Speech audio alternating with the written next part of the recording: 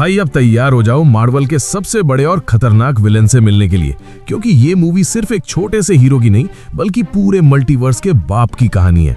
आज हम बात करेंगे एंट-मैन एंड द वॉस्प क्वांटममेनिया की, जहां स्कॉट लैंग और उसका परिवार गलती से एक ऐसी दुनिया में पहुंच जाते हैं जहां से वापस आना नामुमकिन है।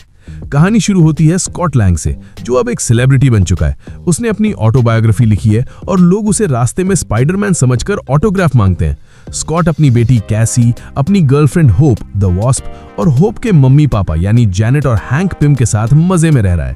पर कैसी अब बड़ी हो चुकी है और वो सीक्रेटली क्वांटम रेल्म यानी एक बहुत छोटी दुनिया के साथ कांटेक्ट करने के लिए एक मशीन बना लेती है। जैसे ही जैनेट को ये पता चलता है वो डर जाती है, पर तभी वो मशीन सबको खींचकर क्वांटम रेल्म के अंदर ले जाती है। जैनेट वहां 30 साल तक रही थी, पर उसने कभी किसी को नहीं बताया कि वहां असलियत में क्या है। जब ये सब क्वांटम रेल्म में गिरते हैं तो स्कॉट और कैसी अलग हो जाते हैं और जैनेट, हैंक और होप अलग। स्कॉट और कैसी को वहां अजीबोगरीब लोग और फ्रीडम फाइटर्स मिलते हैं जो किसी से बहुत डरते हैं। जैनेट बताती है कि वहां एक ऐसा शैतान रहता है जो वक्त यानी टाइम को कंट्रोल करता है। वो है कैंग द कॉन्करर। फ्लैशबैक में हमें दिखाया जाता है कि जैनेट ने ही कैंग की मदद की थी जब वो वहां फंसा हुआ था। कैंग ने जैनेट को उल्लू बनाया था कि वो सिर्फ अपना जहाज ठीक कर रहा है, पर जैसे ही कैंग के जहाज को टच किया उसने देखा कि कैंग ने हजारों यूनिवर्सेस और ट्रिलियंस लोगों को खत्म कर दिया है। जैनेट ने कैंग की पावर कोर को बड़ा कर दिया ताकि वो कभी वहां से बाहर ना निकल सके।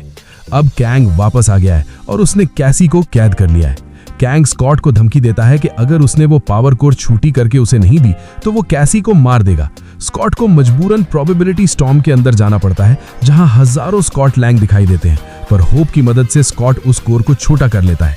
लेकिन कैंग धोखा देता है और जैनेट को पकड़कर अपने विशाल शहर में ले जाता है ताकि वो मल्टीवर्स पर दोबारा राज कर सके। इसी बीच हमें मिलता है एक पुराना दुश्मन डैरन क्रॉस, जो येलो जैकेट, जो अब एक अजीब सा बड़ा सिर वाला रोबोट बन गया है जिसे मोडॉक कहते हैं। कैंग ने उसे अपनी किलिंग मशीन बनाया होता है। मोडॉक पर कैसी समझाती है कि एक गुंडा मत बनो और मोडॉक का दिल पिघल जाता है। फाइनल बैटल शुरू होती है जब कैसी जेल से भाग जाती है और सारे फ्रीडम फाइटर्स को इकट्ठा करती है। स्कॉट बड़ा होकर जाइंट मैन बनकर कैंग के किले पर हमला कर देता है। हैंक पिम अपनी साइंटिस्ट इंटेलिजेंट एंट्स की सेना लेकर आता है, जो क्वांटम रेल में रहकर बहुत एडवांस्ड हो चुकी थी। हजारों चींटियां कैंग की सेना और उसकी टेक्नोलॉजी को राख कर देती हैं। कैंग पूरी तरह गुस्से में आ जाता है और खुद मैदान में उतरता है। कैंग की ताकत इतनी है कि वो अकेले ही सब पर भारी पड़ता है। जैनेट पोर्टल खोल देती है ताकि सब वापस अपनी दुनिया में जा सकें। कैसी, होप और हैंक निकल जाते हैं, पर कैंग स्कॉट को रोक लेता है। दोनों के बीच एक भयानक हैंड टू हैंड फाइट होती है। कैंग स्कॉट को बुरी तरह पीटता है और कहता है, तुम मुझे हरा नहीं सकते, मैं जीत चुका हूं। पर तभी होप वापस आती है और दोनों मिलकर कैंग को उसके अपने ही फटे हुए पावर कोर में धकेल देते हैं, जिससे कैंग शायद खत्म हो जाता है।